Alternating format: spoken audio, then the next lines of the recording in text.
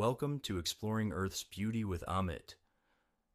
Today's journey takes us far from civilization to a place few people have ever seen.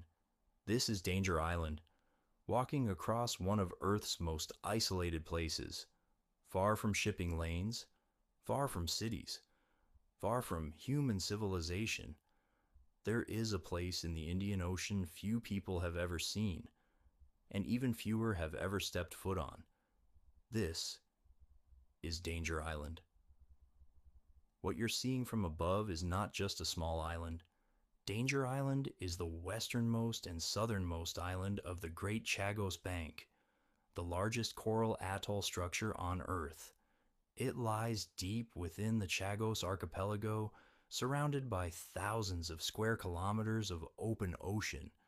From space, it looks peaceful, but its name tells another story. As we begin our walk across the island, notice its shape. Danger Island is just 2 kilometers long and no more than 400 meters wide. It's completely flat, covered in dense vegetation and tall coconut trees. There are no hills, no freshwater rivers, no man-made structures, just raw land shaped by wind, waves, and time. Why it's called Danger Island? Danger Island earned its name in the 18th century, and not without reason.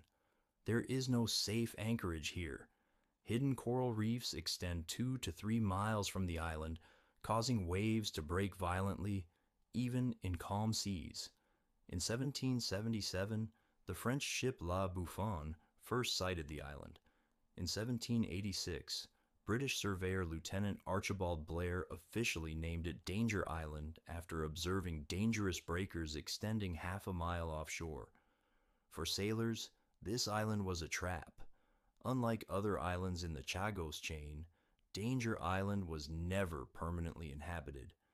Even during the height of settlement in the region, from the mid-1700s to the mid-1900s, no community ever stayed here. Occasionally, workers were brought in to collect coconuts, but they always left. The island was too isolated, too dangerous, too unpredictable. In 1975, a joint services expedition attempted a full scientific survey of Danger Island. Landing was extremely difficult. Researchers had to approach by inflatable boats, navigating strong undertow and sharp coral reefs.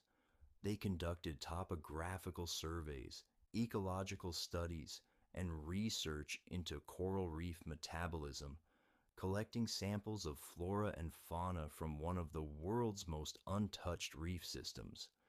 Even then, access was never guaranteed. In 1998, Danger Island and the waters surrounding it were declared a strict nature reserve. This meant no development, no exploitation, and extremely limited human access. Today, the island remains one of the most protected and least disturbed places on Earth. Danger Island is also an important bird area, recognized by BirdLife International. It supports around 3,500 breeding pairs of red-footed boobies, over 11,000 pairs of brown noddies. Explorers have documented ghost crabs, Sally Lightfoot crabs, turtle tracks, and nesting sites. In the surrounding waters, healthy fish populations, seagrass beds, and coral slowly recovering from bleaching events. Expeditions in 2012 and 2015 confirmed what earlier explorers suspected. Landing was still dangerous. Some researchers had to swim ashore from inflatable boats. Not everyone made it, but those who did found dense tree cover, thriving bird colonies, and a marine ecosystem showing resilience even after coral die-offs. This island endures. As we complete our satellite walk across Danger Island, one thing becomes clear. This place does not exist for humans. It exists as proof of what happens when nature is left alone, undisturbed, unmanaged, unchanged. From above, it looks small, but in reality, Danger Island is a giant, a silent guardian of life in the middle of the Indian Ocean, and that is what truly makes it dangerous.